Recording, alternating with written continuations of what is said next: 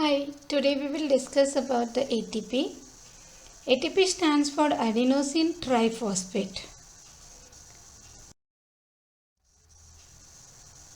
Adenosine triphosphate, it contains the one molecule of adenine, one ribosome, and three inorganic phosphate is attached to this, and that's why the name adenosine triphosphate. Now ATP, when we are talking, it is the one which is giving the cells the energy to perform the various activity and to perform the various endothermic reactions where the energy is needed. Now this energy is obtained by breaking down the one of the bond between these phosphate groups. These bonds between the phosphate groups are energy rich bonds, and when it is broken, there is energy is released, and that energy is utilized by the cell for the preparation of the for various chemical reactions, particularly endothermic reaction. As I told, ATP is energy used by the organism in its daily operations, and this ATP molecules are converted, the energy obtained from the ATP molecules are used for the various cellular activities like endothermic reactions, protein synthesis, active transportation, impulses of the nerve, sensation in the neurons, etc. Let me see what happened.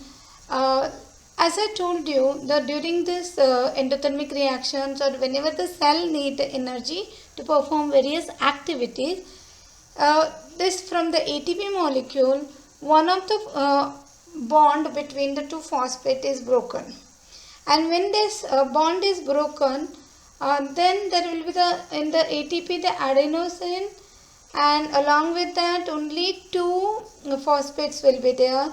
One phosphate is released, and during this, when this bond is broken, energy is released, and this energy is used by the cells for various activities.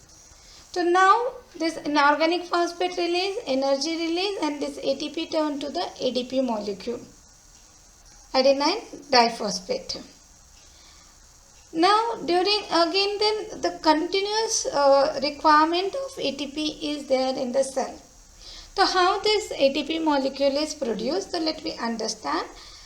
During the exothermic reactions, during the respiration, cellular respiration, when the glucose is broken down,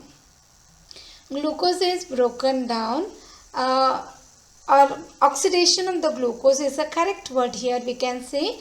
During this oxidation of the glucose in the cellular respiration, the series of reaction takes place.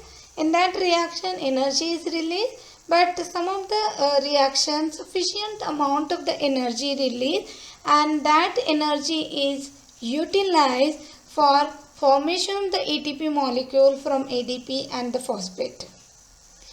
Bond formation between this inorganic phosphate and the ADP is done by that energy absorbed during that cellular respiration.